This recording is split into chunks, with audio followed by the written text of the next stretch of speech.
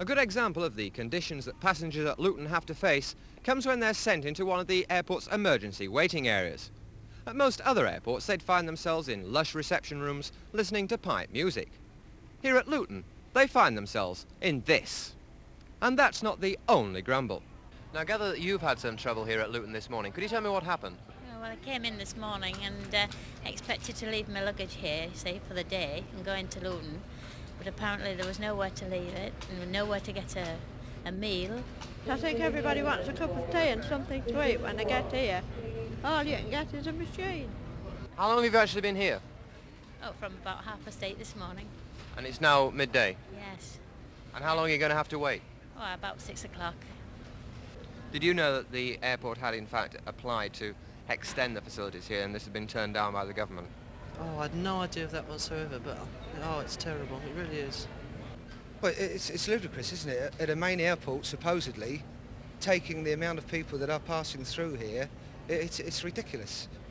They're literally stuck here, sitting on suitcases, sitting on the floor, and they come into my office continuously and they complain and they ask for things which is well beyond my power to supply them with. And this is our main problem, mass congestion when they return from their holidays. How angry do some of the people get? Some of them get very angry indeed. There have been occasions when I have been threatened with violence because people have been denied access to the bar and the restaurant and other facilities. The trouble began when the government rejected plans to improve facilities at the airport. As a result, officials were forced to alter the layout of the place. This means that the only people who can get a meal are outgoing passengers patronising either the restaurant or the buffets. Those coming into Luton, many of whom face long waits for coaches, plus those simply saying goodbye to friends, have to rely on vending machines for refreshments, presuming, of course, that the vending machines are working. You run Luton Airport, your committee runs Luton Airport, and you make a profit of £1.5 million a year, or you did do last year out of Luton Airport. Why can't you do something about it? Oh, we are only too anxious and desperate to do something about it. We have made this policy quite clear all along. But the government, as you are well aware, have laid down a policy of promoting this new airport at Maplin. Now, it appears to me and to most people at Luton Airport that anything that they do to improve us is contrary to the policy laid down concerning Maplin. Are you claiming that they want to run this airport down so that they can prove to everyone concerned that they should build the Maplin Airport? This is very obvious. It's very obvious, and every move that has been made is quite clear that this is what they are trying to do. But haven't the government said that Maplin is going to be suspended for a couple of years now? Well, they have said so, and this, I may assure you, is not really unexpected. To me, it is just a straightforward case of a bit of common sense is breaking through here. They are probably now starting to pay attention to all the good advice that's been given to them free.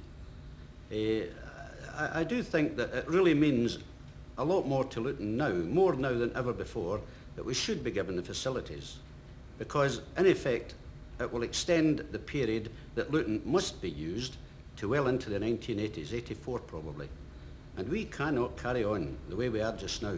At peak periods, let's say when there's 2 TriStars, for example, come in at the one time, it's really terrible. It's difficult to see how anyone could cope, any airport could cope with this situation. That's when you've got something like 800 people arriving at the airport? Enough 800 people, yes. A minimum of 800 people with 2 TriStars coming in.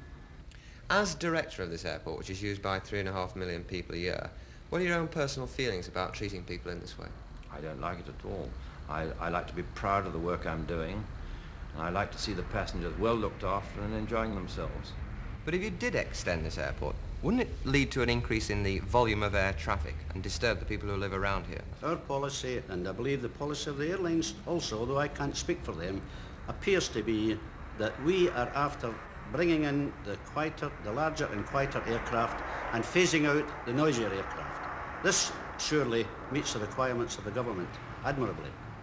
What do you think the answer is? What should the government allow you to do? Well, at a minimum, they should allow us to provide the basic facilities for the visitors to the airport, the accompanying passengers, and increase the facilities for the arriving passengers. We don't want to increase the aircraft movement rate, and this is the important thing that must somehow be got across to the government. What do you think it's going to be like next year here? Position will be desperate here next year, absolutely desperate. And whether it's good policy or not doesn't really enter into it. It's terribly bad for the passengers. And these passengers are just ordinary individuals saving up year by year to enjoy a holiday, and before the holiday starts and at the end of the holiday, it's being destroyed because of government policy.